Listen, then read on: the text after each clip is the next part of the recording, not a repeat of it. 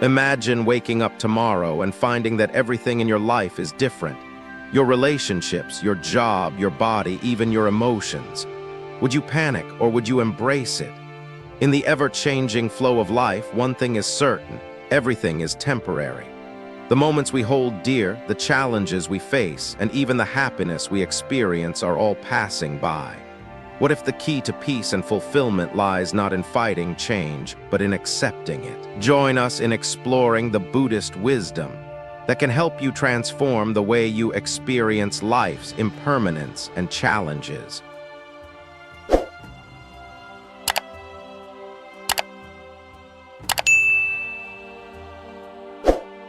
1. The Law of Impermanence, Anicca. Life is a series of moments in constant flux, where everything from our emotions to our relationships to the very cells of our bodies undergoes transformation. Nothing is permanent. The principle of impermanence, known in Buddhism as Anicca, teaches that change is the only constant in life. This concept can be unsettling to many, as we tend to attach ourselves to things that we believe will remain unchanged. Whether it be a moment of joy, the love of a partner, or our physical appearance. However, when we grasp the true essence of Anicca, we come to understand that resistance to change leads to suffering. Take, for example, the powerful story of the late Nelson Mandela.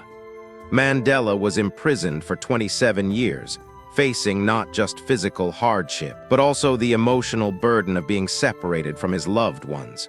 Yet, throughout this period of seemingly endless suffering, Mandela learned to accept the impermanence of his situation. Instead of allowing his prison years to define him as a victim, he saw them as a transformative experience that allowed him to grow as a person, as a leader, and ultimately as a symbol of global peace. When he was freed and later became South Africa's first black president, he understood that life was not about holding onto past grievances, but about embracing each new phase with an open heart. The key to understanding Anicca is to recognize that suffering arises when we resist the inevitable flow of change. We often wish that happy moments would last forever or that difficult times would end immediately. Yet, change is the essence of life, and true peace arises not from clinging to moments or avoiding hardships, but from learning to accept the transitory nature of everything around us. Think of a tree shedding its leaves in autumn. We don't see the tree mourn its loss. It simply lets go and waits for the spring to bring new growth. In the same way, we must let go of things, situations, and even relationships that no longer serve us. The art of letting go is a powerful practice. It doesn't mean erasing memories or forgetting the past, but rather allowing ourselves the freedom to move forward without being weighed down by what is no longer beneficial. By embracing change, we create space for new opportunities, new experiences, and even new joys to emerge. The famous American business magnate Steve Jobs also demonstrated this principle. Despite being ousted from Apple, the company he founded, Jobs did not cling to past frustrations. Instead, he accepted the impermanence of his situation and used it as a catalyst for growth. He went on to create Pixar, which later revolutionized the animation industry.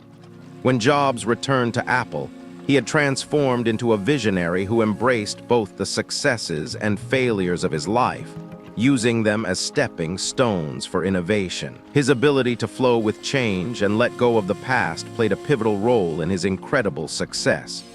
At the heart of Anicca is the understanding that nothing lasts forever, not our successes, not our failures, not our joys, and not our suffering. The key to peace, then, is not to fight against change, but to ride its waves with grace and understanding. Life is a journey of constant transformation. The moments of happiness we experience are fleeting, just as are the moments of pain.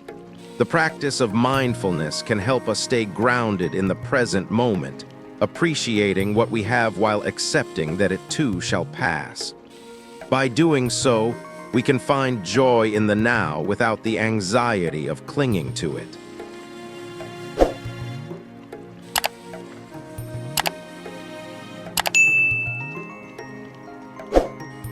2. The law of karma, cause and effect. In Buddhism, karma is not a moral system of rewards and punishments, but rather a natural law of cause and effect. Every thought, word, and action we produce creates a ripple in the universe, and like the ripples on the surface of a lake when a stone is thrown into it, our actions create consequences that eventually return to us. This law is an inherent part of the fabric of existence, shaping our experiences and the reality we live in. The renowned spiritual leader, the Dalai Lama, has often spoken about the role of karma in our lives. He teaches that karma is not simply about good deeds leading to good rewards or bad deeds resulting in punishment. It's about the energy we create through our intentions and actions. This energy accumulates and returns to us in various forms, shaping the circumstances of our lives. The Dalai Lama himself exemplifies this understanding. He consistently practices kindness, compassion, and patience, which in turn has cultivated peace and harmony in his life, despite the hardships he has endured. For example, consider the life of Oprah Winfrey, who has experienced remarkable success and influence, but her rise to the top wasn't without struggle.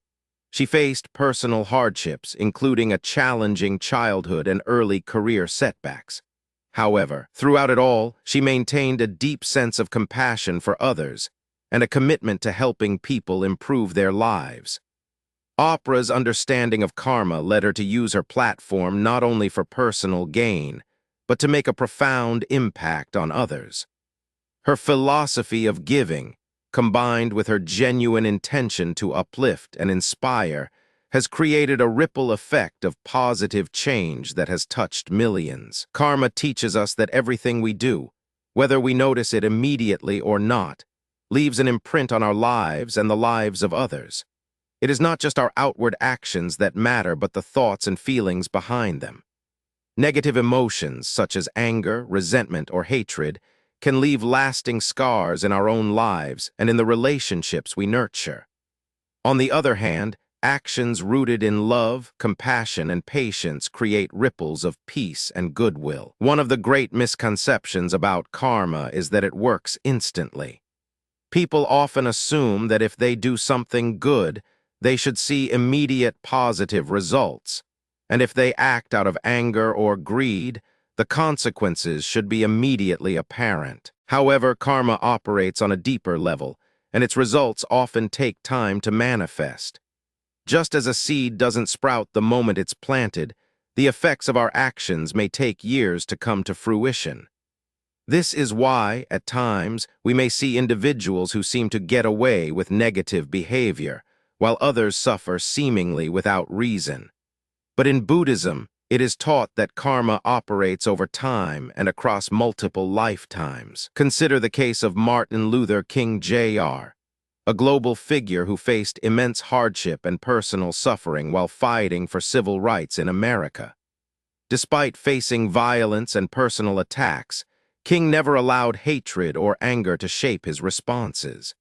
Instead, he responded with patience, love, and an unwavering belief in the power of nonviolent action. His example has continued to inspire countless individuals to take actions rooted in love, and the ripple effects of his work have transformed society in profound ways. Karma also teaches us personal responsibility. It challenges us to look inward and recognize that the situations we find ourselves in, both good and bad, are often the result of our previous actions or thoughts. This doesn't mean we should blame ourselves for every misfortune or feel guilty for every hardship. Rather, it encourages us to take ownership of our lives and make conscious choices to create better outcomes. The concept of karma encourages us to transform our current circumstances by changing how we think, speak, and act. The Buddha's teachings emphasize that karma operates not only through actions, but also through intentions. The motivation behind our actions matters just as much as the action itself. For example, helping someone because we genuinely care and wish to support them will create positive energy, while helping someone with the intention of gaining something in return will not produce the same positive results. In practical terms, this means that we have the power to create a better future by acting with greater mindfulness and compassion today. It also encourages us to be aware of the patterns in our lives. Are we perpetuating cycles of negativity or resentment? Or are we breaking free by choosing kindness, generosity, and forgiveness? By understanding the law of karma, we shift our perspective from being victims of circumstances to becoming active participants in creating our reality. Every choice we make, every word we speak, and every thought we entertain carries weight. Karma reminds us that we are not helpless, but rather empowered to shape our experiences. Both the Law of Impermanence and the Law of Karma are foundational teachings in Buddhism, offering profound wisdom on how to navigate the inevitable changes and challenges of life. When we begin to accept the impermanence of all things and take responsibility for the karma we create, we empower ourselves to live with greater clarity, peace, and intentionality. By embracing these principles, we stop fighting against life and instead learn to flow with it, understanding that every experience, no matter how difficult, serves a greater purpose in our growth and evolution.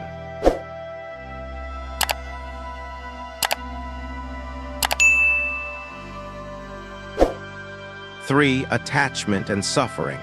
At the core of Buddhist teachings lies a fundamental truth. Attachment is the root of suffering.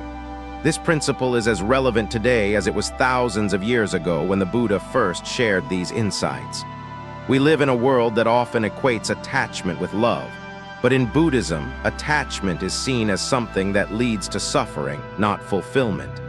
We cling to people, objects, achievements, and even ideas, thinking they are the sources of our happiness. However, the reality is that all things are transient. Everything we hold on to, whether it's a person, a material possession, or a belief, will eventually change, decay, or disappear. One of the most glaring examples of how attachment leads to suffering is found in the story of the famous tech innovator Steve Jobs. Jobs, the co-founder of Apple, lived a life driven by passion and attachment to his work. His attachment to the idea of innovation, control, and perfectionism ultimately led to both his personal and professional struggles. Jobs was ousted from Apple in 1985, the company he had founded and helped revolutionize. He later spoke about how painful this experience was, and how his attachment to the company he built made his fall even harder to bear. However, this moment of loss was transformative for Jobs. Instead of clinging to his past, he allowed himself to move forward, founding Pixar and eventually returning to Apple, where he led the company to new heights. In the end, it wasn't his attachment to the company or the past that brought him peace, but his ability to let go and embrace what was ahead. The Buddha taught that attachment is not just about material possessions or relationships, but also about ideas and expectations. We attach ourselves to how we think the world should be or how we believe things must turn out, which only causes frustration and suffering when life doesn't align with our desires. Take, for example, the situation of Oprah Winfrey. Oprah, who has been one of the most influential and successful women in the world, also faced her share of hardships. She once spoke openly about how her attachment to her weight and appearance led to years of inner turmoil and struggle. She felt that if she didn't fit a certain image of success or beauty, she wouldn't be loved or respected. It wasn't until she learned to let go of this attachment to external validation and focus on internal peace that she could truly thrive. Letting go of attachment doesn't mean we stop loving or valuing what we hold dear. Instead, it means recognizing that nothing is permanent and that our happiness cannot depend on things we cannot control. We can love people deeply and appreciate possessions, but we must do so without clinging to them as if they will give us lasting happiness. The moment we try to hold on to things that are fleeting is the moment we invite suffering into our lives. Think of a close friendship or romantic relationship. When we attach ourselves too strongly to a person, thinking that they are the only source of our happiness, we risk losing ourselves when the dynamics of the relationship change. Relationships, like everything else, are in constant flux. People grow, change, and sometimes drift apart. Instead of holding on desperately, we must allow relationships to evolve naturally. By practicing non-attachment, we free ourselves from the fear of loss and open ourselves to healthier, more dynamic connections with others. The true liberation comes when we stop clinging to things that ultimately do not serve our well-being. When we relinquish the need to control everything, whether it's the people we love, the outcomes we desire, or the physical possessions we've accumulated, we find freedom. This freedom is not a distant, abstract concept, but a state of mind we can cultivate daily. It means letting go of the constant anxiety of wanting to control or hold onto things that are bound to change. In doing so, we discover a more peaceful existence, one in which we can appreciate the present moment without the fear of losing it. To quote the Dalai Lama, "Attachment leads to suffering. Non-attachment brings inner peace." The ability to live without attachment does not make us indifferent or detached from the world. It simply allows us to experience the world more fully and freely, with greater compassion and understanding for ourselves and others.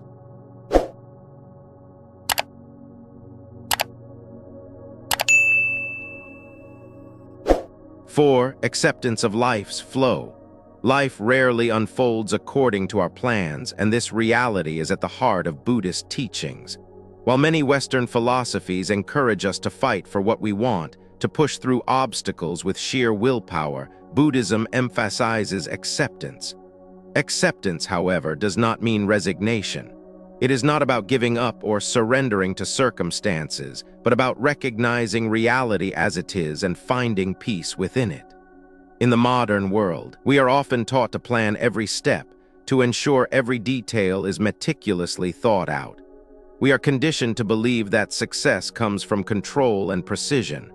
We measure ourselves by how much we've accomplished, how much we've gained, and how much we've amassed. But this mindset is precisely where the suffering begins. The more we strive for control, the more we resist the natural flow of life, and the more stress and anxiety we experience. A prime example of this can be found in the life of one of the world's most influential leaders, Barack Obama. During his presidency, Obama encountered numerous challenges that were beyond his control. From political gridlock to international crises, he was often forced to make decisions without knowing the full outcome. Instead of succumbing to frustration or despair, Obama embraced the idea of acceptance. In his book, The Audacity of Hope, Obama talks about his belief in the arc of history bending toward justice.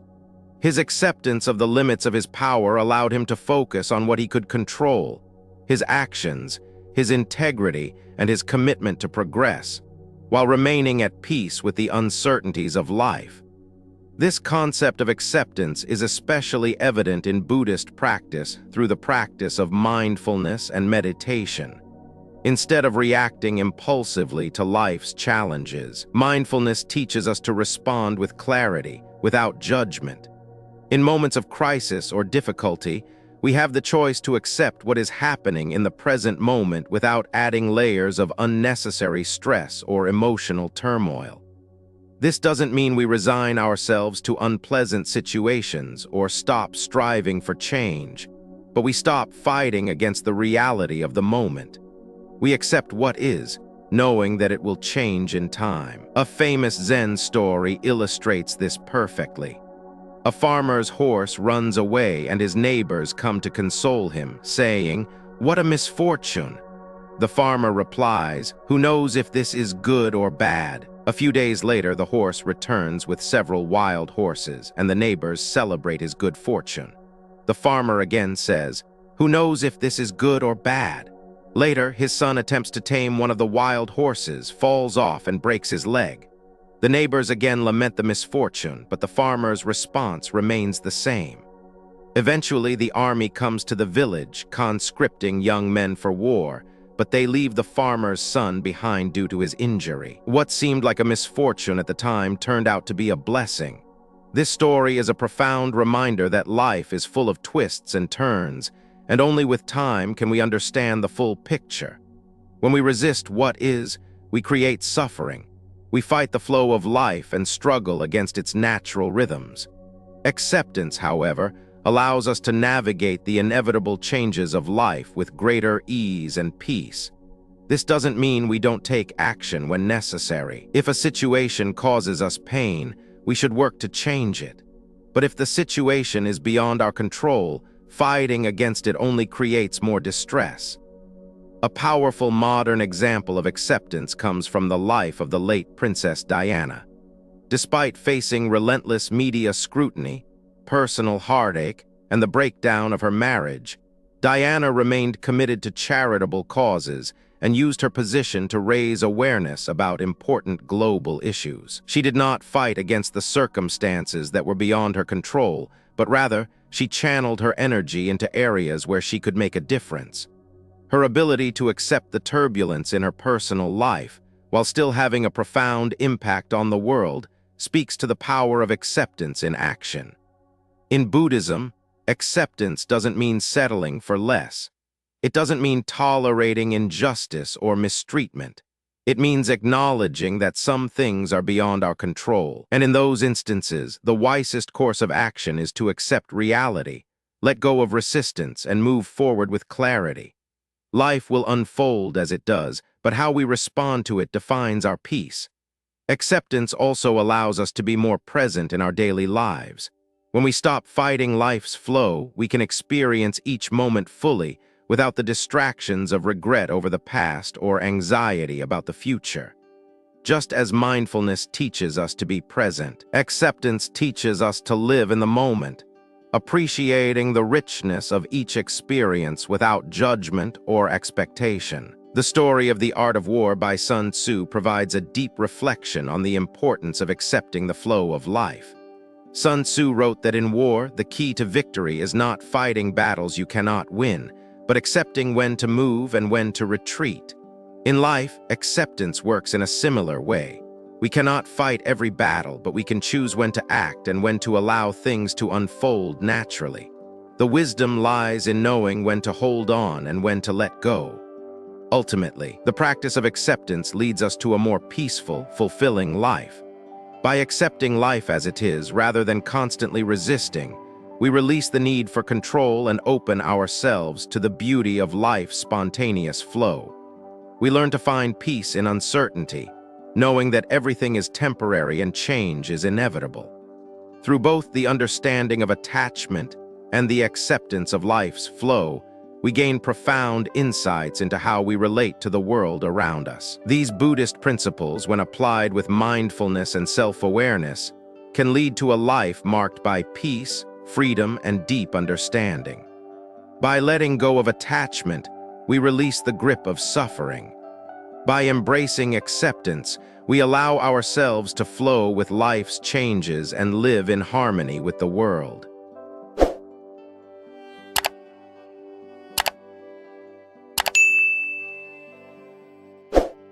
5. Mindfulness and present moment awareness. In our fast-paced, distraction-filled world, the practice of mindfulness offers a much-needed antidote. Mindfulness is the art of being fully present, not dwelling on the past or worrying about the future. Instead of being caught in the whirlwind of thoughts that pull us away from the moment, mindfulness teaches us to stay grounded in the here and now. This practice encourages us to engage fully with each task, whether we are eating, walking, or talking, bringing our awareness to the present moment. One person who embodies this practice is former U.S. President Bill Clinton. Despite his hectic schedule as a world leader, Clinton has spoken frequently about how mindfulness practices helped him manage the intense pressures of his presidency. In an interview, he shared that he began practicing mindfulness meditation to find moments of peace amidst the chaos. By anchoring himself in the present, Clinton was able to approach situations with clarity, instead of reacting impulsively or being overwhelmed by external stressors. His ability to stay grounded in the present, rather than getting bogged down by past mistakes or future uncertainties, allowed him to lead with more balance and focus. The essence of mindfulness is paying attention to each moment, appreciating its value, and engaging with it fully. This isn't just about sitting in meditation. It's about how we approach our daily lives. Mindfulness cultivates a profound sense of peace by helping us become more aware of our thoughts and feelings. By tuning into our inner world, we can respond to life's challenges with greater understanding, rather than reacting impulsively or automatically. Take, for instance, the well-known example of renowned tennis champion Novak Djokovic. Djokovic, one of the greatest tennis players of all time, has often spoken about the role mindfulness has played in his success. He credits his mental game, his ability to stay present during matches, even under immense pressure, as a key factor in his dominance on the court. In his autobiography, Djokovic discusses how he practices mindfulness techniques to maintain focus and clarity during competitions. He avoids thinking too far ahead or getting caught up in previous points. Instead, he focuses on each individual shot, staying completely immersed in the present moment. This practice of mindfulness allows him to perform at his highest level, despite the mental challenges of competing at the pinnacle of his sport. When we live mindfully, we open ourselves to a more intentional and meaningful experience of life. Mindfulness helps us cut through the noise of distractions, allowing us to focus on the task at hand. Whether we are enjoying a meal, talking with a loved one, or simply taking a walk in nature, mindfulness enables us to truly experience these moments rather than rushing through them in a fog of distraction. For instance, in a simple action like eating, when we eat mindfully, we savor each bite, noticing the flavors, textures, and sensations. This simple act transforms the mundane into a deeply satisfying experience. In Buddhist philosophy, mindfulness is a tool for cultivating awareness and insight. Through mindfulness, we become more aware of the impermanent nature of our thoughts, emotions, and actions. This awareness allows us to respond to life with greater clarity and understanding, rather than reacting impulsively. Mindfulness enables us to break free from the cycle of automatic reactions, which are often fueled by fear, desire, or anger. By slowing down and becoming more present, we can make more conscious decisions about how we respond to the world around us. The practice of mindfulness is not only about self-awareness, it also improves our relationships with others. When we are truly present in our interactions, we are able to listen attentively, empathize with others, and respond with compassion. This kind of mindful communication can transform our personal and professional relationships, creating deeper connections and reducing misunderstandings. Another powerful example of mindfulness in action comes from the life of the late Steve Jobs, co-founder of Apple. Jobs was known for his intense focus and his ability to stay fully immersed in the present moment. He frequently employed mindfulness techniques, such as walking meditation and deep reflection, to clear his mind and gain clarity in decision-making. Jobs was famous for his ability to remain calm and focused in high-pressure situations, and his mindfulness practice played a critical role in this ability. His capacity to make decisions from a place of awareness, rather than reacting to the stress of the moment, allowed him to lead Apple to unprecedented success. Mindfulness, when practiced consistently, allows us to live with greater peace and less reactivity. It helps us cultivate a deep sense of inner calm, which serves as an anchor when life throws challenges our way. The more we practice mindfulness, the more we realize that we have the power to choose our responses. We can choose to react with impatience or irritation, or we can respond with calmness and understanding. This choice is one of the greatest gifts that mindfulness offers, empowering us to navigate life's ups and downs with grace.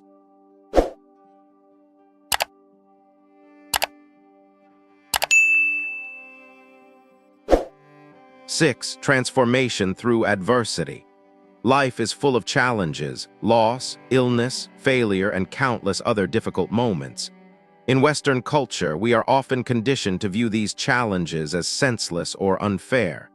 We may feel that they have no meaning and that they are simply obstacles standing in our way.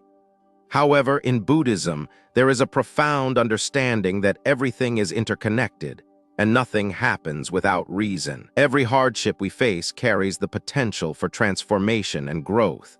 A prime example of transformation through adversity is the life of Thomas Edison, the renowned American inventor. Edison is often quoted as saying, "I have not failed. I've just found 10,000 ways that won't work." Edison faced countless failures throughout his career. He failed in the laboratory. He was laughed at for his wild ideas, and many people told him he would never succeed. Yet Edison viewed each failure not as a setback, but as a valuable learning experience. He understood that every failed experiment brought him one step closer to his ultimate goal of inventing the light bulb. Through his resilience and refusal to give up, Edison was able to turn adversity into opportunity, shaping the course of history with his inventions. Similarly, the Buddha's own life serves as a powerful example of transformation through adversity. Born as a prince in a palace, the Buddha, originally known as Siddhartha Gautama, lived a life of luxury and comfort. However, when he ventured outside the palace walls, he was confronted by the realities of suffering, old age, sickness, and death. This exposure to the harshness of life's impermanence and the inevitability of suffering led him to renounce his royal life and embark on a spiritual journey to understand the nature of suffering and how to overcome it. His deep understanding of suffering and its causes eventually led to the path of enlightenment, and his teachings have guided millions of people toward greater peace and understanding. Adversity often forces us to confront our weaknesses, fears, and limitations. It is through these challenges that we develop resilience, wisdom, and compassion. In Buddhist philosophy, suffering is seen as a necessary part of the human experience, one that ultimately leads to greater insight and personal growth.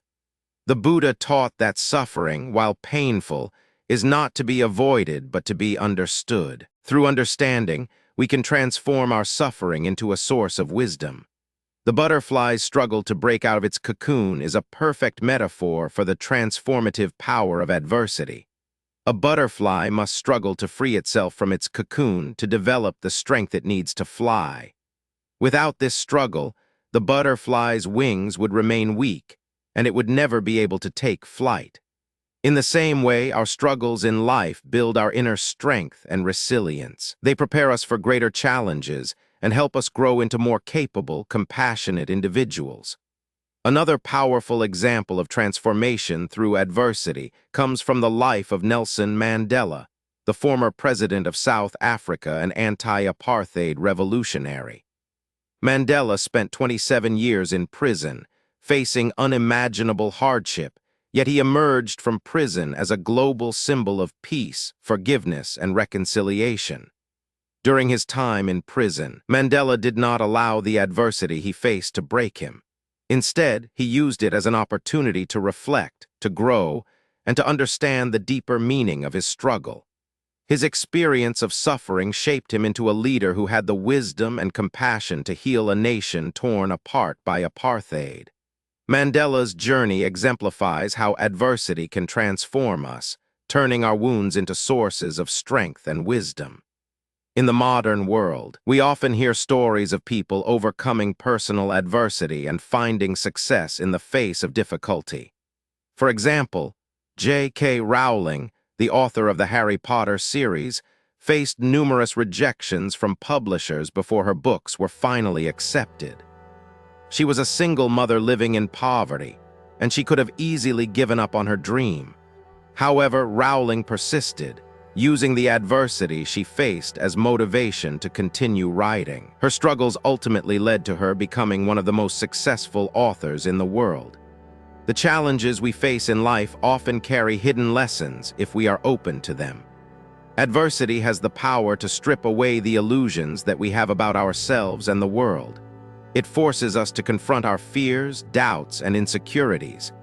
In this way, adversity becomes a teacher, helping us cultivate the qualities necessary for our growth: resilience, courage, and compassion. Buddhism teaches that suffering is not an end in itself, but a means to an end. It is through suffering that we learn to understand the impermanence of life, the interconnectedness of all things, and the importance of letting go.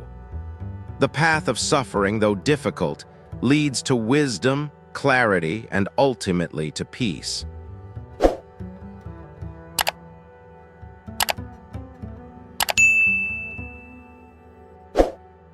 Through mindfulness and the transformation of adversity, we learn to embrace life's challenges with a sense of understanding and clarity. These two Buddhist teachings, when applied to our daily lives, offer a powerful framework for living with more awareness, resilience, and compassion. Mindfulness allows us to stay present, respond with clarity, and build a life of peace. Adversity, though difficult, becomes an opportunity for growth, teaching us the lessons we need to evolve into stronger, wiser, and more compassionate individuals. By integrating these principles, we can navigate life's ups and downs with greater grace and understanding. The wisdom of Buddhism offers us a powerful framework for navigating the complexities of life.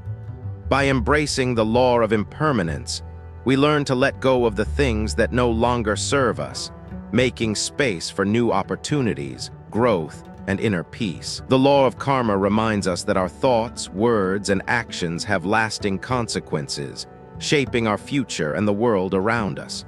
Through mindfulness, we gain the ability to stay anchored in the present moment, responding to life's challenges with clarity and compassion, rather than reacting impulsively.